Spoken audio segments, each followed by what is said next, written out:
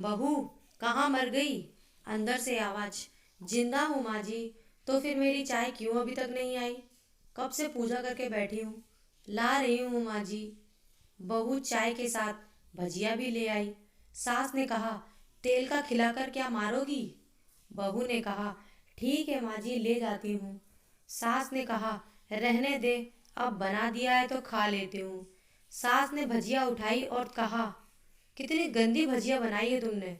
बहू, माँ जी मुझे कपड़े धोने हैं, मैं जाती हूँ। बहू दरवाजे के पास छिपकर खड़ी हो गई। सास भजिया पर टूट पड़ी और पूरी भजिया खत्म कर दी। बहू मुस्कुराई और काम पर लग गई। दोपहर के खाने का वक्त हुआ। सास ने फिर आवाज लगाई, कुछ खाने को मिलेगा? बहू ने आवाज नहीं दी। सास फिर चिल्लाई, भूखे मारोगी क्या? बहू आई, सामने खिचड़ी रख दी।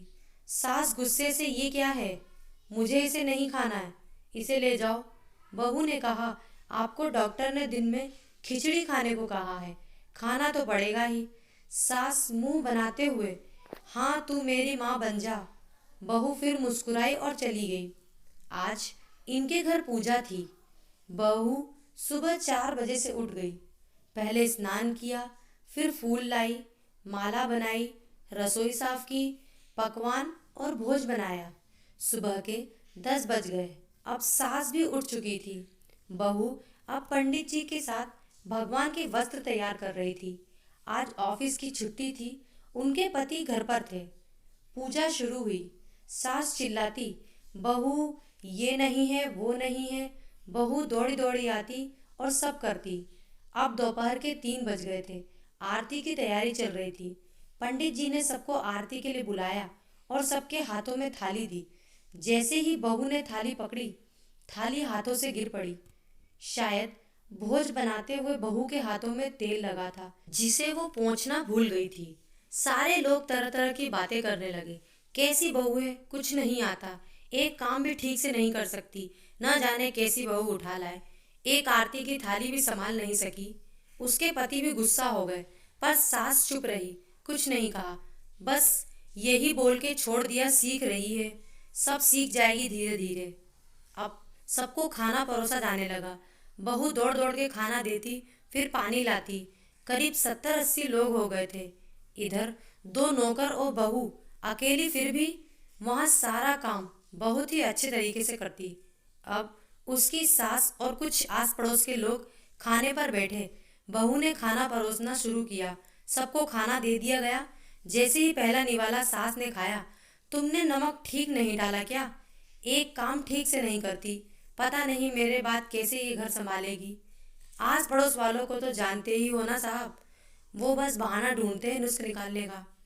फिर वो सब शुरू हो गए, ऐसा खाना है, ऐसी बहू है, ये वो वगैरह वगैरह। दिन का खाना हो चुका था। अब बहू बर्तन साफ करने नौकरों के साथ लग गई। रात में जगराता का कार्यक्रम रखा गया था। बहू ने भी एक दो गीत गाने के लिए स्टेज पर चढ़ी। सास जोर से चिल्लाई, मेरी नाक मत कटा देना, गाना नहीं आता तो मत गा, वापस आ जा। बहू मुस्कुराई और गाने लगी। सबने उसके गाने की तारीफ की, पर सास मुंह फुलाते हुए बोली, इससे अच्छा तो मैं गाती थी जवानी में, तुझे तो कुछ भी नहीं आता। बहू मुस्कुराई और चली गई। अब रात का खाना खिलाया जा रहा था। उसके पति के ऑफिस के दोस्त साइड में ही ड्रिंक करने लगे। उसका पति चिल्लाता, थोड़ा बर्फ लाओ, तो सास चिल्लाती, यहाँ दाल नहीं है। फिर चिल्लाता, कोल्ड ड्रिंक नहीं है, पापड़ ले आओ। इधर उधर आखिर में उसके पति की शराब गिर पड़ी उसके एक दोस्त पर और बोतल टूट गई। पति गुस्से से 2 झापड़ अपनी पत्नी को लगाते हुए कहता है, जाहिल कहीं की, देख कर नहीं कर सकती, तुझे इतना भी काम नहीं आता। सारे लोग देखने लगे। उसकी पत्नी रोते हुए कमरे की तरफ दौड़ी। फिर उसके दोस्तों ने कहा, क्या यार, पूरा मूड खराब कर दिया, यहाँ नहीं बुलाया होता, हम कहीं और पार्टी कर लेते। कैसी अनपढ़ गवार बीवी ला रखी है तूने, उसे तो मेहमानों की इज्जत और काम करना तक नहीं आता। तुमने तो हमारी बेइज्जती कर दी। अब आस पड़ोस की औरतों को और बहाना मिल गया था। वो कहने लगी, देखो क्या कर दिया तुम्हारी बहू ने, कोई काम की नहीं है। मैं तो कहती हूँ अपने बेटे की दूसरी शादी करा दो, छुटकारा पाओ इस गवार से। सास उठी और अपने बेटे के पास जाकर उसे थप्पड़ मारा और कहा, अरे नालायक, तुमने मेरी बहू को मारा, तेरी हिम्मत कैसे हुई, तेरी टांग तोड़ दूंगी। उसने बेटे के दोस्त कुछ कहने ही वाले थे कि उसकी माँ ने घूरते हुए कहा, चुप, बिल्कुल चुप।